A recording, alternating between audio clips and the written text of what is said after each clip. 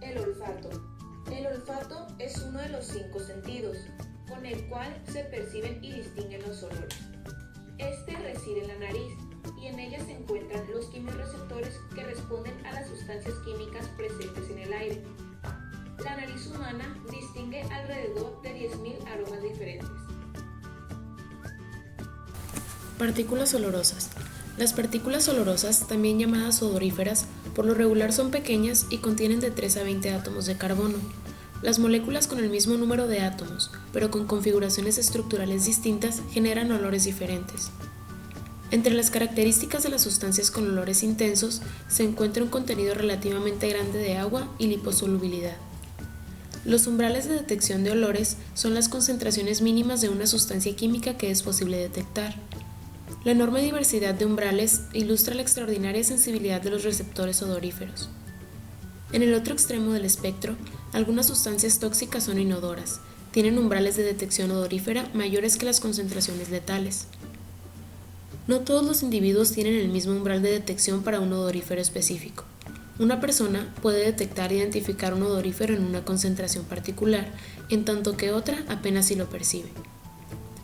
Número de genes codificantes para partículas olorosas en humanos. Aunque los humanos poseen alrededor de 1000 genes que codifican para receptores olfatorios, casi todos estos tienen mutaciones acumuladas que evitan que se expresen. Son pseudogenes, lo que deja un estimado de 350 genes que codifican para 350 proteínas receptoras olfatorias. Científicos acreedores al Premio Nobel en Fisiología y Medicina en 2004 descubrieron que cada neurona sensorial olfatoria solo expresa un gen que produce únicamente un tipo de estas proteínas receptoras. Empezaremos con la anatomía del olfato. Les voy a presentar las fosas nasales, la membrana nasal y el aparato receptor ubicado en esta porción. En las fosas nasales encontramos varias partes relacionadas a sus paredes óseas, que son la pared superior, inferior, interna, externa, anterior y posterior. La membrana nasal es la que se encarga de recubrir y proteger toda la cavidad nasal. El aparato receptor está constituido por una mancha olfatoria que está expuesta en la parte superior de las fosas nasales del tabique nasal y del cornete nasal superior. En esta mancha olfatoria encontramos células de Schultz que forman la protoneurona olfatoria. Esta protoneurona es la encargada de enviar los estímulos al cerebro a través del nervio olfatorio. En los centros craneanos ubicados en el mesencéfalo se distinguen algunas estructuras que son el lóbulo olfatorio, el bulbo olfatorio y las estrías olfatorias, una lateral y una medial. La lateral se ubica en el uncus del hipotálamo y la medial en la cara interna del lóbulo frontal. A continuación se observan el bulbo olfatorio y el epitelio olfatorio.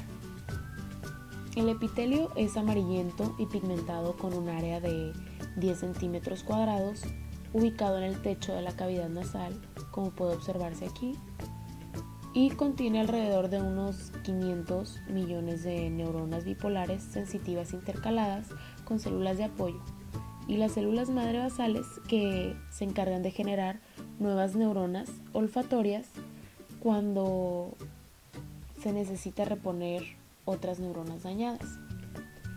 El epitelio está cubierto por una fina capa de moco secretado por las glándulas de Bowman que están ubicadas debajo del mismo. Las proteínas que se unen a sustancias odoríferas concentran estas sustancias para llevarlas a los receptores.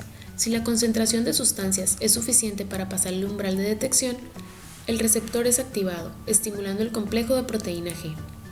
La proteína G es una combinación de 3 subunidades, alfa, gamma y beta. Su función es realizar la transducción de señales en las células actuando como si se tratara de un interruptor. Al activarse la proteína G, la subunidad alfa se desprende para activar la adenilato ciclasa, una enzima que forma parte de la cascada de señalización de la proteína G. La ciclasa inicia la catabolización de ATP intracelular en AMP cíclico, esta última actuando como segundo mensajero para la apertura de conductos de entrada de cationes.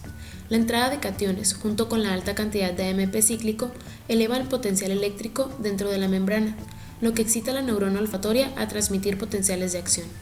Para empezar a hablar de bulbo olfatorio, debemos saber primero de qué está constituido su epitelio, el cual está conformado por 3 tipos de células diferentes. Primero están las células olfatorias, las cuales tienen una dendrita gruesa que poseen de 10 a 25 cilios proyectados hacia la mucosa.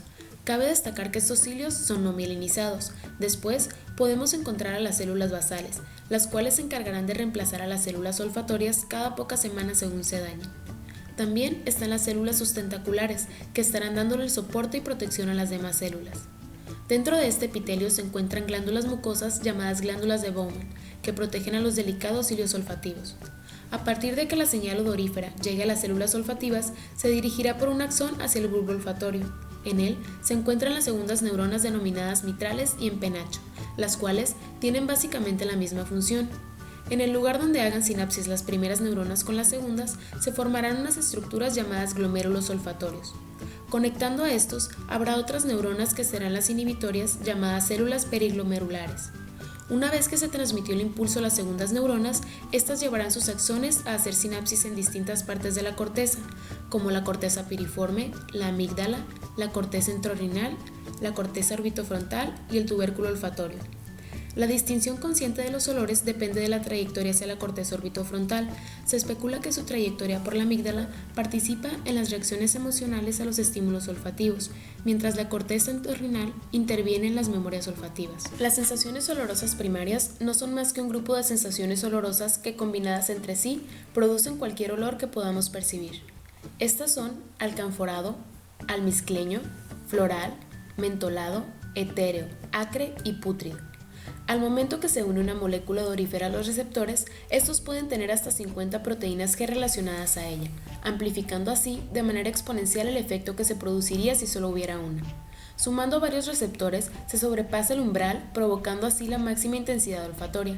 Este fenómeno es muy similar a la regla del todo o nada, solo que aquí se necesitan unos cuantos estímulos más que sobrepasen el umbral para que se provoque la máxima intensidad olfatoria. Cuando estamos expuestos continuamente a un olor, nuestra percepción de este va disminuyendo constantemente y eventualmente desaparece. A este fenómeno se le denomina adaptación rápida. Va a estar mediada por la calmodulina a la que se une el calcio. Esta se une a la proteína canal que permite el paso de iones de calcio y sodio para disminuir su afinidad por los nucleótidos cíclicos como el AMP cíclico, y así se dejen de despolarizar las células y se evite la transmisión de la información al sistema nervioso central. Cuando percibimos un olor, podemos reaccionar a él de manera positiva o negativa. Por ejemplo, un olor determinado evoca recuerdos de un evento específico, activando así la corteza entorrinal, desencadenando en nosotros una serie de reacciones acorde a lo experimentado en presencia de ese olor.